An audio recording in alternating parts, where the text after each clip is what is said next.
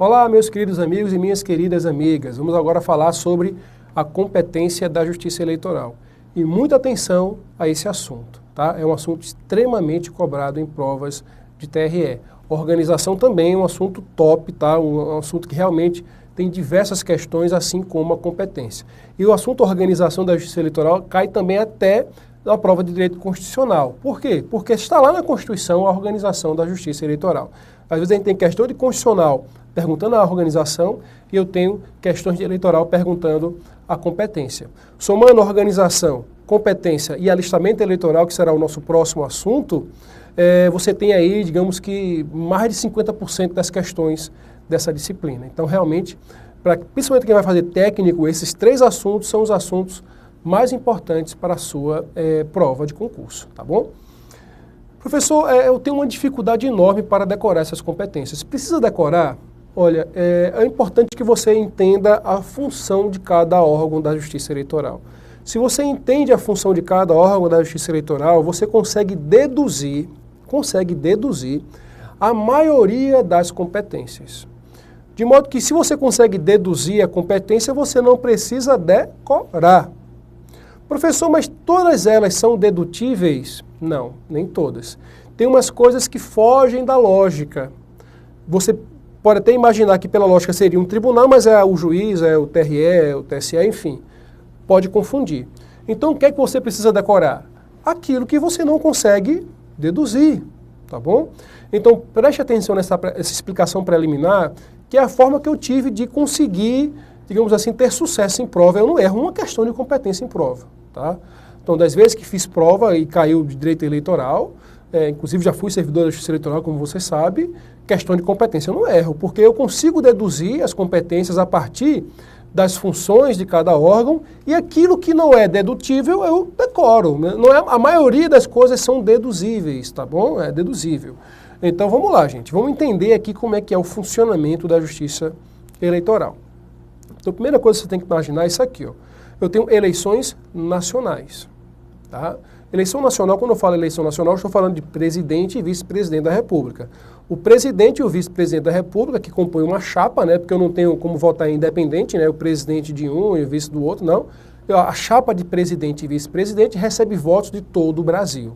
Então, a minha circunscrição, quando eu falo circunscrição, eu estou falando de uma divisão espacial mesmo, tá? Então, as eleições nacionais, elas acontecem em que divisão espacial? No país. Isso aí vai ser importante para você deduzir algumas coisas, tá bom? Eu tenho eleições gerais, tá, que são as eleições estaduais e federais. Quando eu falo eleição federal, eu não estou falando de eleição para presidente. Eleição para presidente e vice-presidente é eleição nacional. Eleição federal acontece no estado. Então, muita pegadinha acontece com isso, porque você imaginar o deputado federal está em Brasília, logo, quem tem que julgar é o TSE. Está errado. Qualquer coisa relacionada a deputado federal, durante esse processo eleitoral, por favor, né? No processo eleitoral, relacionando-se aí às eleições, porque o deputado federal vai ter o foro privilegiado lá do Supremo, enfim, mas não estou falando disso. Estou falando relacionando a justiça eleitoral, relacionando as eleições. Então, tudo que estiver decorrendo ali, de eleição para deputado federal ou para senador, em prova cai muito que é a competência do TSE, mas está errado. E muita gente deduz que senador está em Brasília, logo o TSE, está errado. Tá? O senador é eleito aonde? O senador e o deputado federal, ele é eleito no estado, tá? Deputado estadual é eleito no estado, governador e vice são eleitos no estado. Então, a circunscrição, né, onde vai estar ali a territorialidade da coisa é no estado, tá? Então, a circunscrição das eleições estaduais e federais é o estado. Quem atua no estado, TRE. Opa, deixa eu colocar aqui para vocês a canetinha. Quem estuda aqui, quem atua no estado, em geral, é o TRE. Quem atua no país é o TSE, tá bom?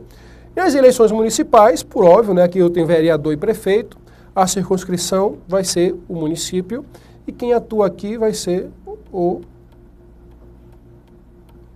juiz. É claro que eu tenho as juntas, né? Mas a junta está relacionada à apuração e diplomação. Tá? Só faz isso a junta, gente. É fácil demais. Apurar e diplomar. E diplomar quem? Os eleitos nos cargos municipais. Então a junta está mais ligada ao município do que aos outros as outras circunscrições, apesar de que há junta também na eleição estadual, há junta também na eleição nacional, tá bom? Mas está mais relacionado aqui ao município. Então, só isso daqui, essa divisão espacial já permite que você comece a raciocinar um pouco mais essas competências, tá bom? Aí olha aqui, isso aqui a gente já mostrou esse desenho para vocês. Eu tenho aqui a primeira instância, eu tenho a segunda, eu tenho a terceira. Tem gente que não gosta dessa divisão, tá? Tem gente que coloca primeira instância e segunda instância envolvendo todos os outros tribunais. Mas para fins didáticos eu acho legal a gente dividir isso aqui em instâncias cognitivas, instâncias de conhecimento das causas. Então eu tenho primeira, segunda, terceira, eu vou colocar aqui como a quarta. Tem gente que entende que a terceira seria os tribunais superiores. Eu não estou entrando nessa discussão, eu estou aqui explicando para vocês da maneira mais didática possível, mais descomplicada, tá? Eu vou ter competências que são próprias do juiz, eu vou ter competências próprias das juntas, eu vou ter competências próprias do TRE, do TSE e eventualmente do STF, tá? Em geral, eu tenho 3 divisões de competência. Eu tenho competência originária, eu tenho competência privativa e eu tenho competência recursal, tá? Essa divisão de competência originária, privativa e recursal, eu tenho distribuído no meu Código Eleitoral a partir, salvo engano, do artigo 21, por lá, mais ou menos pelo 21, eu tenho isso atribuído ao TRE e ao TSE. Quando eu vou para o Código Eleitoral, eu não vejo falando, é competência originária do juiz. Não, ele só fala, são competências do juiz, tá? É competência da junta. Então, você já tem que raciocinar que quando a questão estiver falando de competência originária ou competência privativa, ou vai ser TRE ou vai ser TSE, tá? Até coloquei aqui para vocês esses 3 tipos de competência. Originária, privativa e recursal, tá? Como é que eu posso deduzir aí, professor, o que é competência originária, o que é competência recursal, o que é competência privativa? Vamos começar pela recursal, que ela é mais fácil, né? Em geral, das decisões tomadas na primeira instância, vai ser possível recurso para TRE. Logo, o competente para julgar recurso contra decisões do juiz ou junta é TRE. Competência recursal, né? Isso é fácil. Quando couber recurso, que vai ser excepcionalmente, né, do TRE, vai ser cabível para o Tribunal Superior Eleitoral. Então, a competência recursal para julgar os recursos contra decisões do TRE é do TSE. E mais excepcionalmente ainda, porque em geral não cabe recurso do TSE contra decisões do TSE. Professor, eu sei que tem um monte de recurso que cabe do TSE. Eu sei, meu amigo, eu sei que tem um monte de recurso que cabe contra decisão do TSE. Mas se você vai lá para a Constituição, você vai lá para o Código, você vê, são irrecorríveis as decisões do TSE. São irrecorríveis. Então a regra é que é irrecorrível a decisão do TSE. E tem uma vírgula assim, salvo. Então perceba, a regra geral é que é irrecorrível a decisão do TSE, salvo algumas hipóteses previstas no Código ou na Constituição Federal. Na verdade, na Constituição Federal que detém ali, a Constituição que detém ali a regra, né, digamos assim, a regra geral dos recursos de TRE para TSE e de TSE para o Supremo estão na Constituição Federal, tá? Então, se for possível o recurso, que é excepcional, vai ser do TSE ao Supremo Tribunal Federal. Já falei para vocês isso antes, torno a repetir, não há recurso do TRE direto ao Supremo Tribunal Federal. Não há o que a gente chama de recurso per saltum. Não há um salto de instância, tá? Sempre se houver recurso do juiz para o TRE, ou da junta para o TRE, do TRE para o TSE, do TSE para o Supremo Tribunal Federal. Muito bem.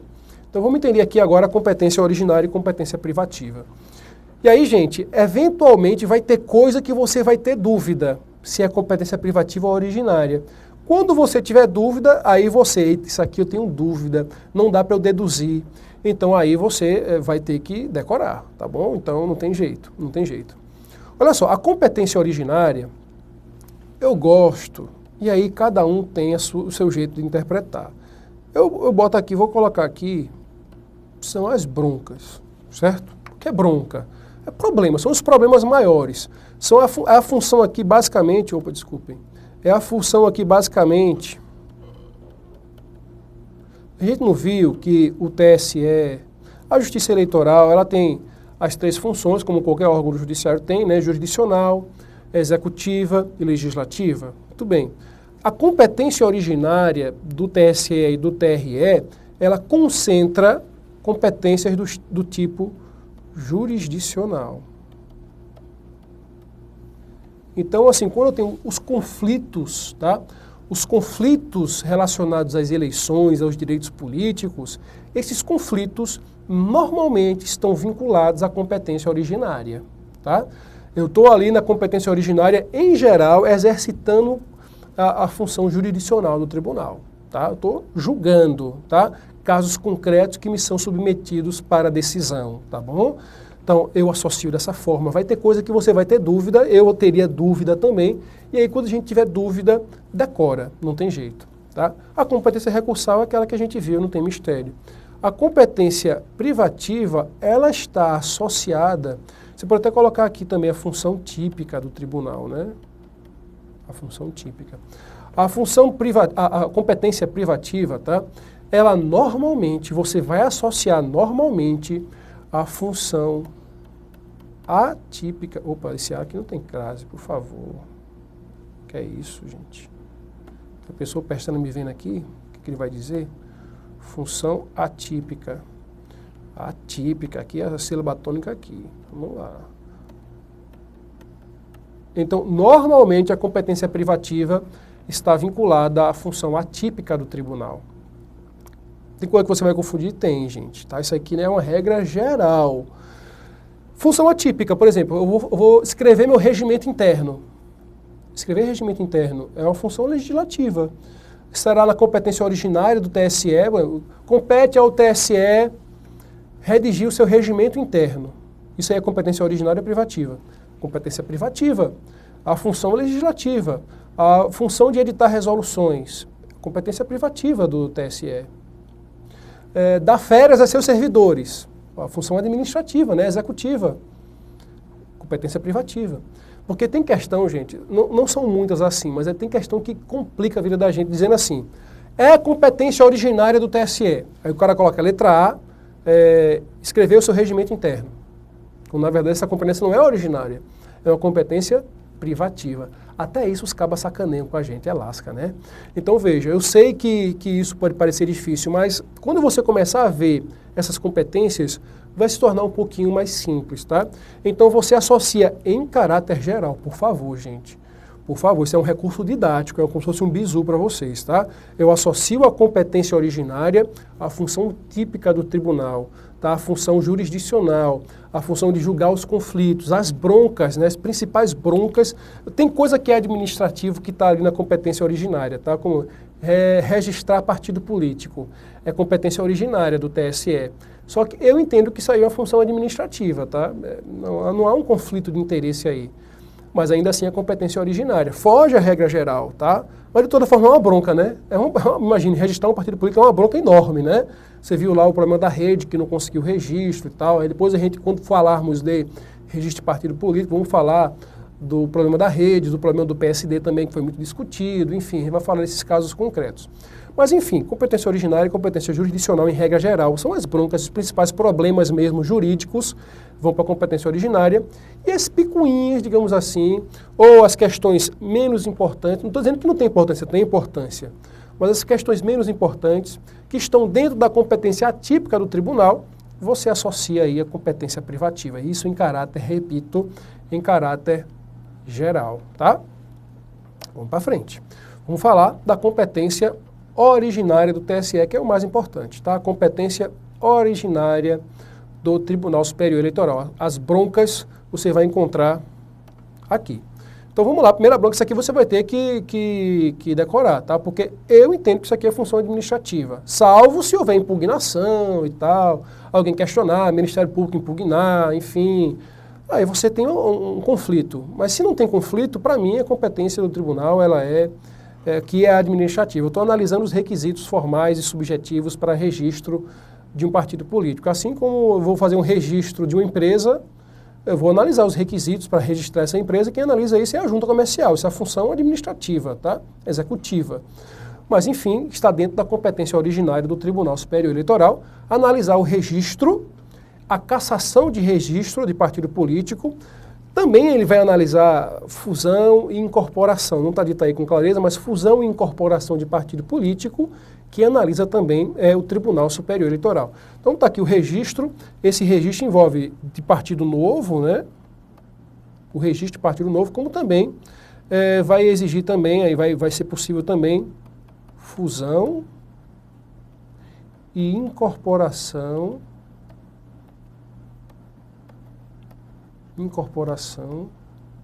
de partido político. Professor, o que é fusão e incorporação? Não vou responder agora não, nem pergunto, não tira dúvida também. A gente vai ter uma aula sobre partidos políticos, tá?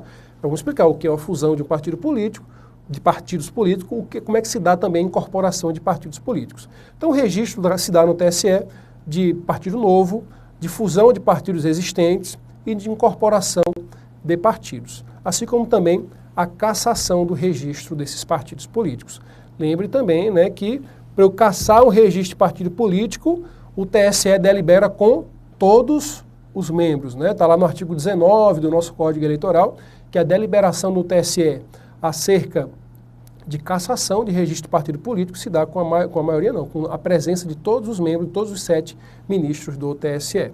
Então, eu registro o partido, eu registro o Diretório Nacional do Partido Político e eu registro também candidatos à presidência e à vice-presidência da República. E aí é uma dica que eu dou para você da questão da lógica, tá? Da questão da lógica. O Tribunal Superior Eleitoral, gente, você vai vincular, não tem nada de presidente e vice, nada que eu registre no TRE, que eu atribua a TRE ou muito menos a juiz, tá? Toda candidatura de presidente e vice-presidente, todas as broncas, isso aí vai ser resolvido no TSE. Assim como as broncas originárias, tá? De candidatura a cargos estaduais ou federais, senador, deputado federal, governador e vice, enfim, isso aí vai para o TRE. E todas as broncas relacionadas à candidatura de vereador e prefeito vai ser definido por juiz. Então, tudo aquilo que você vê envolvendo aqui presidente e vice, eu quero impugnar aí, representar contra uma propaganda irregular de candidato a presidente. Vai para quem? Tribunal Superior Eleitoral. Eu quero impugnar o registro de candidatura do candidato a presidente. Vai para onde? Vai para tribunal. Eu quero entrar com uma ação de investigação judicial eleitoral. A gente não vai ver ainda as ações aqui, mas a gente vai ver lá no final do curso. De quem é a competência? Ora, do Tribunal Superior Eleitoral. Então, tudo que você conseguir relacionar à circunscrição nacional, lembra? A circunscrição nacional, a eleição de presidente e vice, você, em geral, você vai relacionar isso ao Tribunal Superior Eleitoral. Então, essa primeira parte aqui já dá para deduzir tudo, tá? Ó, partido político, eu tenho um partido político estadual? Não, o partido político é nacional. Ele atua em todo o território nacional. Então, eu tenho que atribuir essa competência ao Tribunal Superior Eleitoral. Não dá para fugir disso, gente. Acaba sendo fácil, acaba sendo possível de deduzir, tá bom? Vamos lá, vamos para outra competência. Conflito de jurisdição entre tribunais regionais e juízes eleitorais de estados diferentes. Há uma impropriedade técnica aqui no código, tá? Conflito de jurisdição é triste a gente falar, é sofrível, tá? É sofrência, né? A palavra nova aí, sofrência. Enfim, jurisdição, gente, é una. A gente só tem no Brasil uma única jurisdição, tá? A jurisdição é única. Agora eu tenho diferentes competências dentro da jurisdição. A jurisdição expressa a soberania nacional. Você estuda isso daí na Teoria Geral do Direito Processual, né? De modo que, se cair em prova conflito de jurisdição, você não vai colocar errado, porque o código fala assim. O código diz assim. Então você não me coloque isso errado, tá? Mas se você vê na sua prova conflito de competência, o mais certo é conflito de competência. Se tiver letra A e letra B, o conflito de jurisdição e letra B, o conflito de competência, marca conflito de competência. Porque o que entra em conflito é a competência, não é a jurisdição, porque a jurisdição é uma só no Brasil. Eu só falo de conflito de jurisdição se o Brasil estiver discutindo com a Itália, sei lá, quem é a competência para julgar o cara lá, a extradição, enfim, a parte aí, direito constitucional, não sei muita coisa não, tá? Então aí eu tenho conflito de jurisdição. Mas quando eu estou falando de conflito de competência, aí sim você tem entre juízes e entre tribunais no país, tá? Então vamos analisar isso daqui. Você consegue deduzir isso aqui também, gente. Raciocina comigo. Eu tenho um conflito entre o TRE entre tribunais regionais. O TRE do Ceará versus o TRE do Rio Grande do Norte. O que é conflito de competência? Eu tenho dois tipos de conflito de competência. Conflito de competência positivo, conflito de competência negativo. O positivo é o TRE do Ceará, eu quero julgar essa causa. O TRE do Rio Grande do Norte, eu quero também. Os dois estão brigando para ver quem é que julga a causa. Então, esse é um conflito positivo de competência. O que é o conflito negativo, que é o mais comum, né? Eu não quero julgar isso, não. Aí, o TRE do Ceará manda para o TRE do Rio Grande do Norte. Sei lá, você imagina um crime, tá? Enfim, um crime praticado aí na fronteira e ninguém sabe de quem é a competência, enfim, alguma coisa dessa natureza aí. Ou a compra de voto por um candidato a deputado. E aí a compra de voto se deu no limiar entre um estado e outro, aí há uma dúvida na competência, enfim, pode gerar essa dúvida, é possível, enfim. Aí tá lá brigando, o TRE do Ceará disse, não sou eu não, aí o TRE do Norte disse, sou eu não também, aí vai ficar nesse negócio aqui? Claro que não. Alguém tem que decidir de quem é a competência. Seria lógico que o TRE do Ceará, por si só, decidisse que a competência não é dele, ou que a competência é dele, e onde é que fica o TRE do Rio Grande do Norte nessa história? Passa por cima dele? Não. Tinha que ter obrigatoriamente, gente, um órgão superior aos dois para que defina-se de quem é a competência. Isso é muito lógico. Então só pode ser do TSE a competência para definir de quem é a competência se houver conflito entre tribunais regionais. Vamos apagar aqui, né?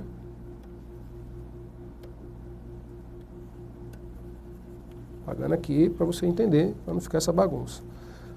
Então, show. Vamos agora colocar aqui canetinha. Olha só, canetinha azul aqui para diferenciar. Beleza. Olha só.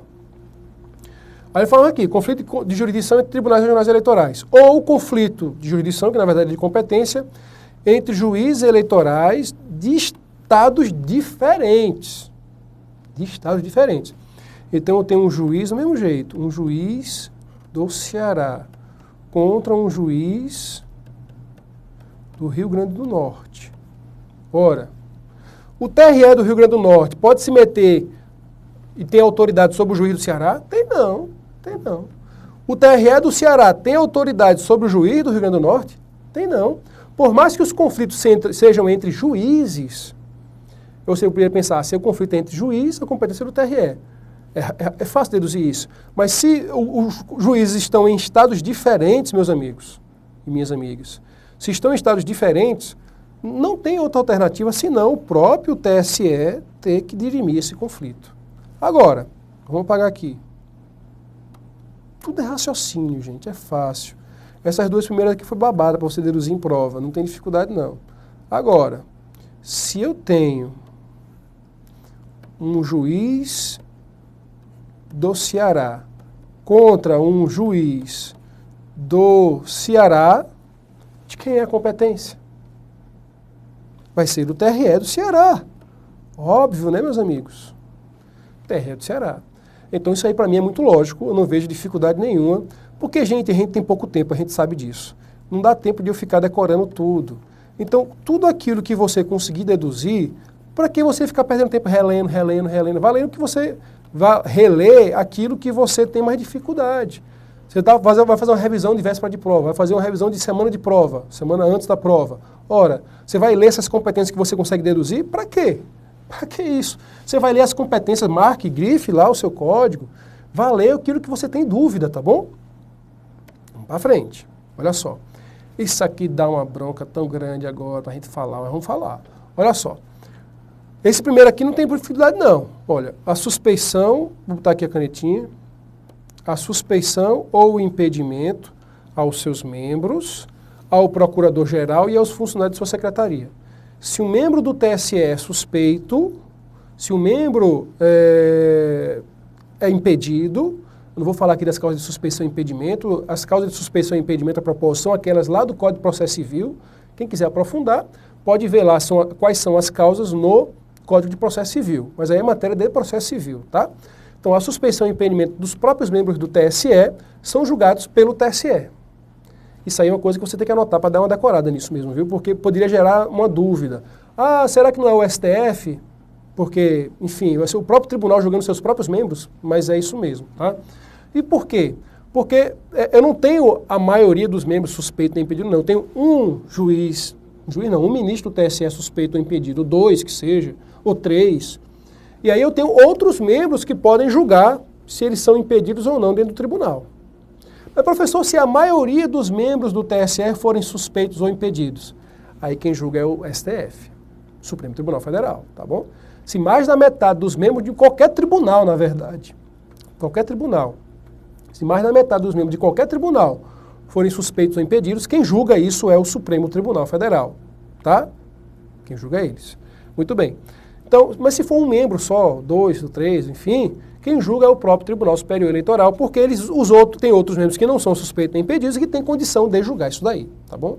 Então, suspeição e impedimento de seus membros, ou do Procurador-Geral Eleitoral, ou ainda dos funcionários de sua secretaria, quem julga é o Tribunal Superior Eleitoral. Olha, isso aqui dá uma bronca danada, certo? Veja só. Os crimes, eu vou até deixar para a próxima aula, porque senão a gente vai perder um tempo aqui, pode ser que eu tenha limitação de tempo em relação ao adiantar da aula aqui do tempo. Então eu vou deixar para a próxima aula para a gente iniciar a próxima aula com a questão, porque aqui veja que está tudo riscado porque isso aqui está tudo revogado pela Constituição Federal, então eu preciso de mais tempo para explicar para vocês, tá bom? Ficamos por aqui, até a nossa próxima aula.